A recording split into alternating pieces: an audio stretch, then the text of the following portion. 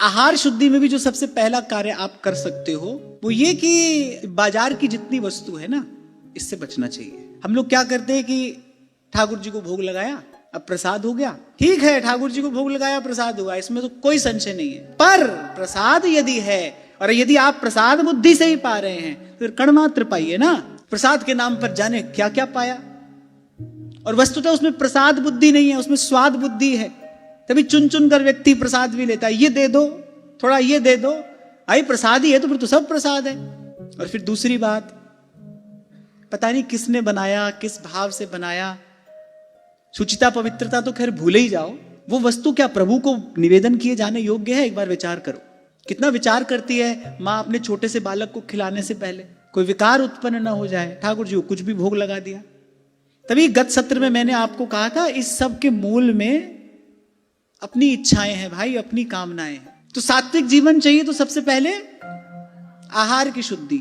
अब आहार की शुद्धि, हमारी आहार शुद्धि कैसे होगी कि उत्तम पवित्र वस्तु ठाकुर जी को भोग लगाई जाए। उस वस्तु में पवित्रता कैसे आएगी? जब हम स्वयं उसको सिद्ध करें। किसी पर तो विश्वास किया नहीं जा सकता।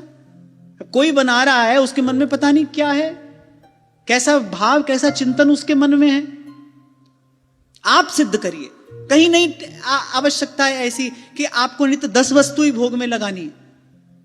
जो आप सहजता से कर सकते हो आप करो। चार मिठाई बाजार से बुलवाई, धर दिया ठाकुर जी को भोग, ठूस रहे हैं फिर उसको अपने भीतर।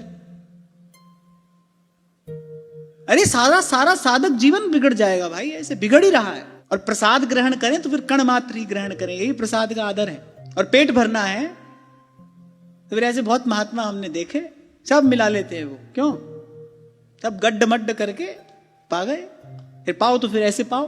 और अन्यथा रजोगुण तमोगुण बढ़ेगा, बढ़ता रहेगा, कोई ना कोई भूल होगी, कोई ना कोई अपराध होगा, और श्री ठाकुर जी की चरण सन्निधि से दूर जाना पड़ेगा। यही जय विजय के साथ हुआ। अगर उनके साथ ऐसा हो सकता है, हम तो भाई पहले ही भूले भटके जीव हैं, हमको तो अभी ठौर मिली भी नहीं है, हम तो कहां जाकर पड़ेंगे पता नहीं कुछ।